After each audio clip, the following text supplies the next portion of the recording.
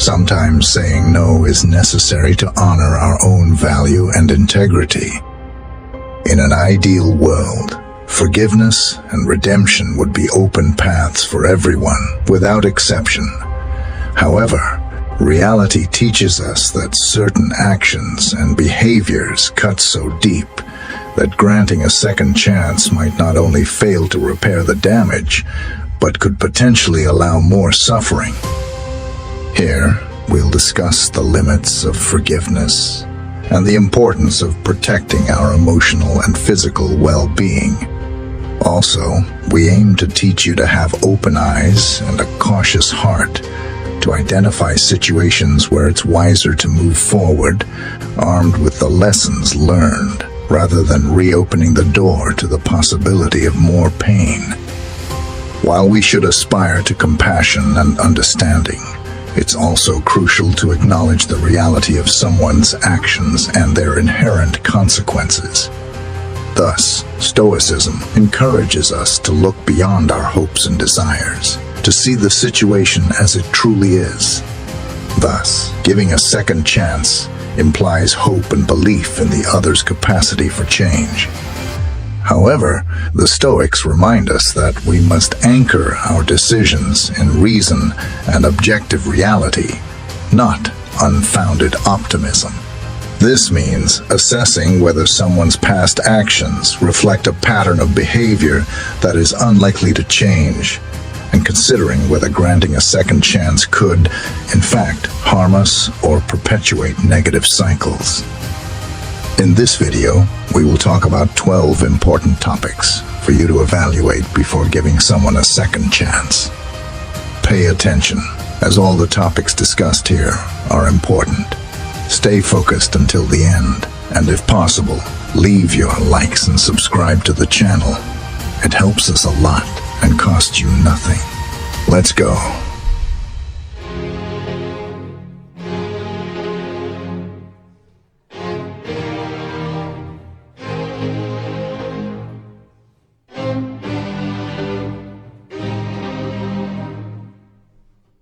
Number 1. People rarely change.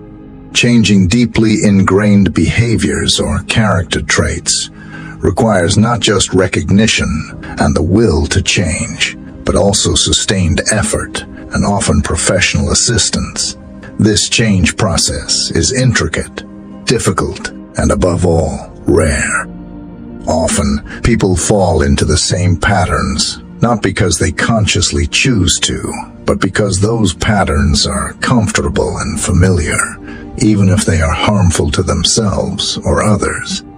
Moreover, change requires a conducive environment and a support system. Without these fundamental elements, even those with the greatest determination may find themselves struggling against the current, unable to make significant progress. This doesn't mean change is impossible, but the likelihood of radical character or behavior transformations, especially without intrinsic motivation and adequate external support, is low. Giving a second chance in the hope of change can, therefore, be a risky gamble. Depending on the severity of someone's actions or behavior, one might be unwittingly exposing oneself to repeated risks without a realistic likelihood of improvement. In cases of abuse, deep betrayal, or other harmful actions, the hope of change might be more a reflection of the giver's desire than a tangible possibility based on the person in question. Recognizing that people rarely change is not an excuse to give up on everyone at the first sign of imperfection, but an invitation to realistically assess situations and protect one's emotional and physical well-being. It means understanding that, while support and encouragement are valuable, the responsibility for change ultimately lies with the person who needs to change. This realization can be liberating, allowing one to move forward with clarity and purpose, focusing on relationships and situations that promote mutual growth and respect. Number 2, never compromise your values. When faced with the decision to give or not give a second chance to someone, it's essential to reflect on how this choice aligns with our deepest values. One of the fundamental lessons we can draw, especially when considering Stoic philosophy, is the importance of never compromising our values, regardless of the circumstances. Virtue and integrity are supreme goods, which should be maintained above all else. Thus, we must live in congruence with our rationale and virtuous nature, which includes acting and making decisions that are in harmony with our ethical and moral principles. When considering giving a second chance to someone, therefore, we must question whether this action is in line with our core values or would lead us to compromise them.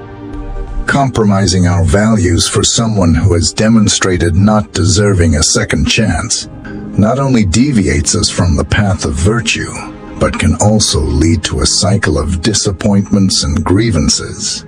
This occurs because by ignoring the past actions of the person and the lessons they teach us, we risk allowing harmful behaviors to continue to the detriment of our own integrity and well-being. Moreover, by holding firm to our values, we establish clear boundaries that protect and guide our interactions. This doesn't mean we should be inflexible or devoid of compassion, but rather that our compassion and desire to forgive should not lead us to accept behaviors that contradict our deepest principles. True wisdom lies in the ability to discern when compassion and a second chance serve the greater good and when they merely expose us to more harm. Number 3. Some people do not know how to repent. Regret, a complex emotion reflecting acknowledgement of faults and the willingness to change, is essential for the healing and reconciliation process.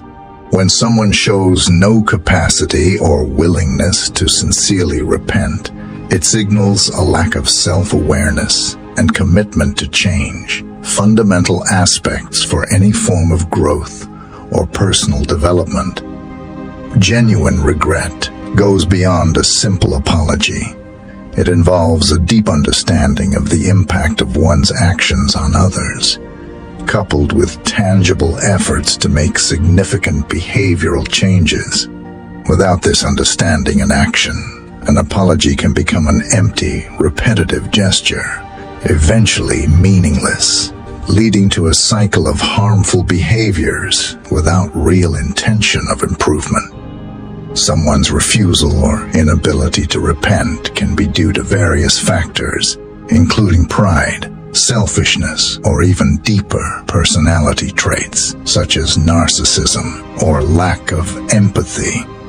These characteristics make it difficult, if not impossible, for the person to recognize their mistakes and take responsibility for them.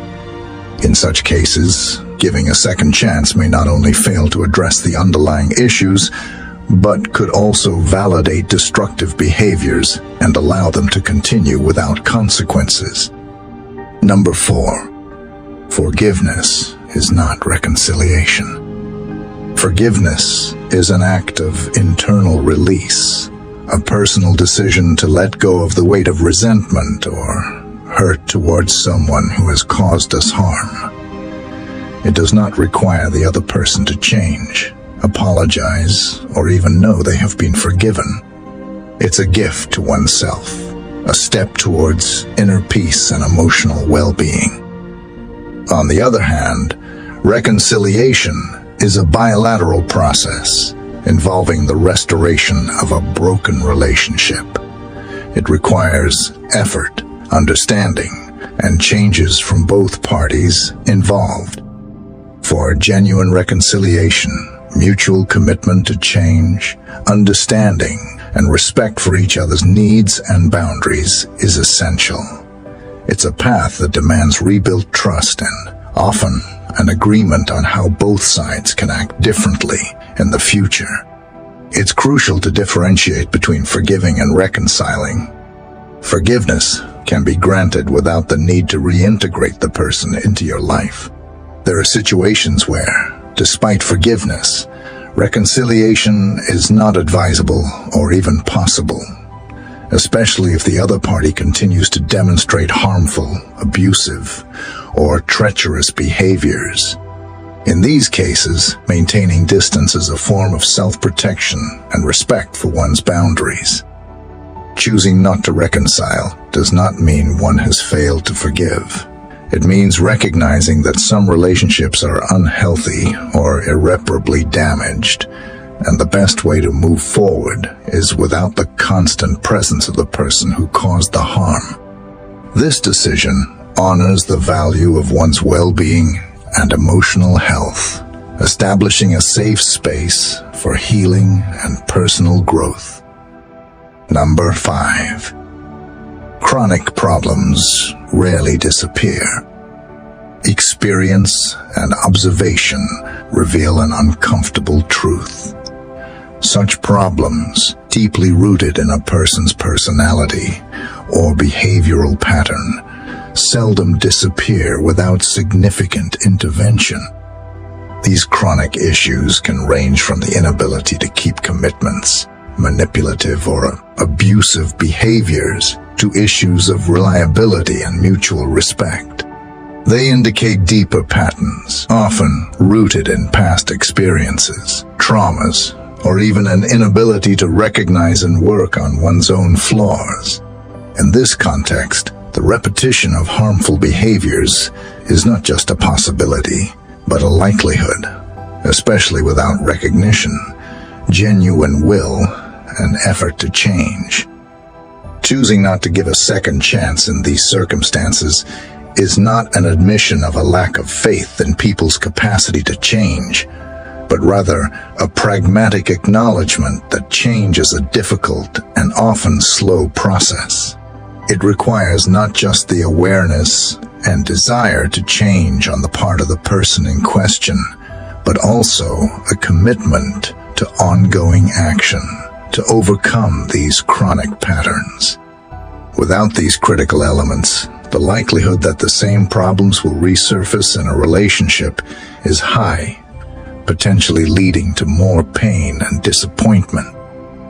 Number 6. Say no whenever necessary. This principle is based on the understanding that, while forgiveness can be a vital part of personal growth and healing, it does not obligate reconciliation or the re-entry of a harmful person into your life. Saying no is, therefore, an acknowledgement that you value your peace, emotional safety, and well-being above the need to please others or adhere to societal expectations of giving a second chance. Saying no, whenever necessary, requires an honest assessment of the situations and behaviors that led to the need for an initial second chance. If the person in question has not shown genuine signs of change, understanding of the impact of their actions, or a real effort to repair the damage caused, then saying no is an appropriate and justified response. Moreover, this stance protects against the potential of being repeatedly harmed or exploited. Behavior patterns, especially those that are toxic or abusive, rarely change without a significant commitment to personal work and change.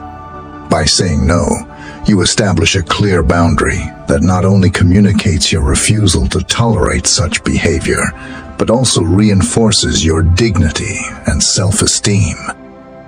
Number 7. Personality is intrinsic to the person, shaped by a combination of genetic factors, life experiences, and social interactions. A person's personality is relatively stable over time. This does not mean that people cannot change. They can, and often do. However, profound and lasting changes in personality require a conscious effort, introspection, and often professional assistance. When assessing whether someone deserves a second chance, especially in cases of transgressions or harmful behaviors, it is crucial to consider the nature of that person's personality. If the negative behaviors are expressions of deeply rooted personality traits, such as manipulative tendencies, selfishness, or lack of empathy, the likelihood of change without significant commitment to personal development is low. This recognition is not an excuse for fatalism or giving up on people prematurely. Rather, it is an invitation to realistically assess a person's capacity for change and to protect oneself against unrealistic expectations. Expecting someone to change fundamental aspects of their personality without genuine effort on their part can lead to cycles of disappointment and pain. Moreover, recognizing personality as intrinsic does not mean denying a person's capacity for growth or evolution. People can and should strive for self-improvement. However, this process is often long, difficult, and non-linear. In contexts where a second chance implies significant risks to one's emotional, physical, or psychological well-being, understanding the intrinsic nature of personality can be a valuable guide in making informed decisions. Number 8. Remember the lessons from the past. Giving a second chance without seriously considering someone's past actions can be an act of hope, but can also be a neglect of the lessons learned. Forgiveness is a virtue, but it should not be confused with forgetting or willful ignorance of warning signs. It is essential to assess whether the person in question has shown genuine remorse, understanding of the consequences of their actions, and tangible efforts to change. Past experiences teach us about boundaries, self-respect, and the value of maintaining healthy relationships. When someone repeatedly shows disregard for these principles, it may be wise to protect oneself instead of making room for more disappointments. This does not mean closing the door to forgiveness or the possibility of reconciliation in the future, but recognizing that trust must be rebuilt with actions, not just promises. Number 9. Do not be a slave. In reality, emotions can sometimes cloud our rational judgment, especially when it comes to giving second chances to those who do not deserve them. The heart tends to remember the good times. Hope persists in change, and the desire to believe in the best of people can lead us to overlook learned lessons. Allowing emotions to completely dominate reason in these situations is risky. It can lead us to repeat the same mistakes, expecting different results. Stoic philosophy, with its emphasis on self-mastery and lucid perception of reality, teaches us the importance of balancing emotion and reason. It encourages us to recognize our emotions, but not to let them dictate our actions without careful consideration of the consequences.